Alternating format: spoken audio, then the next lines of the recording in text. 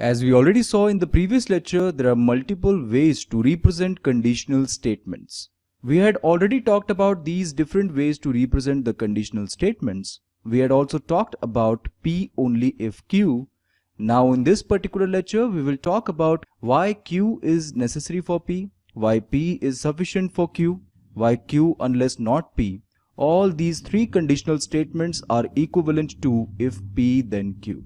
Okay. So let's get started. Why Q is necessary for P? Let's try to understand this with the help of an example. Good food is necessary to keep us alive. There is no doubt about it. Good food is necessary to keep us alive. According to the statement, if we won't have good food, then we will soon die. Isn't that so? If we won't have good food, then of course we will soon die. Because this is the necessary condition. But is it the only factor to keep us alive? That is what we need to understand.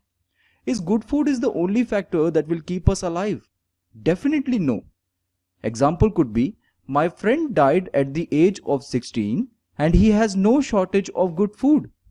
Even though my friend has good food, but he died at the age of 16. What would be the reason? Reason could be anything. Maybe he died because of an accident. That might be the condition that will make him die. Even though he is having good food, but still he died. Isn't that so? That is why we can say that when A is necessary for B, then falsity of A guarantees the falsity of B.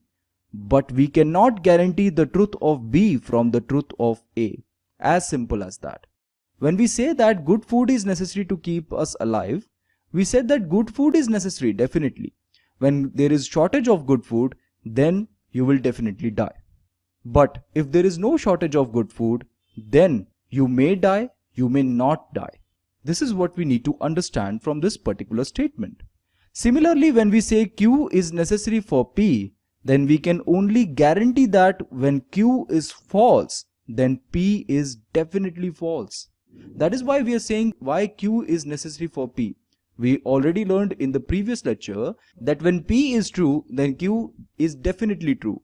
And we also learned that when Q is false, then P is definitely false. That is why Q is necessary for P. Okay? Now let's try to understand why P is sufficient for Q. Let's consider one example. It is sufficient for you to travel by car in order to reach your destination on time. So, according to this example, if you travel by car, you will reach your destination on time. Isn't that so? Right. You will definitely reach your destination on time when you travel by car. There is no doubt about it. But if you won't travel by car, does it mean you will never reach your destination on time? As traveling by car is sufficient for you to reach your destination on time. But if you won't travel by car, does it mean you will never reach your destination on time? You may take some other means of transport. Maybe you will take a flight. Then also you will reach your destination on time. Isn't that so? That is why we can say that traveling by car is sufficient. Okay, if I travel by car, I will definitely reach my destination on time. But it is not necessary condition. It is not necessary for you to travel by car in order to reach your destination on time. That is what we need to understand. Traveling by car is only a sufficient condition and not a necessary condition. Therefore, when we say that when A is sufficient for B, then truth of A guarantees the truth of B. But we cannot guarantee the falsity of B from the falsity of A. Just opposite of necessary condition. That is why when we say that P is sufficient for Q, then we can only guarantee that when P is true, then Q is definitely true. And we already learned this in the previous lecture as well. When P is true, Q is definitely true. Now let's try to understand one more important question. Why P is not necessary for Q? P is only sufficient for Q, right? Why we cannot say that P is necessary for Q? We can understand this concept with the help of truth table below.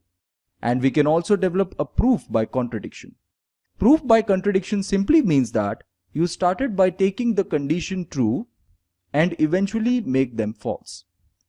Let's say P is necessary for Q. If P is really necessary for Q, then if P is false, then it is mandatory for Q to be false. Isn't that so? But here we can see from the truth table, when P is false, then Q need not be false. It can be true as well. And still the P implies Q would be true.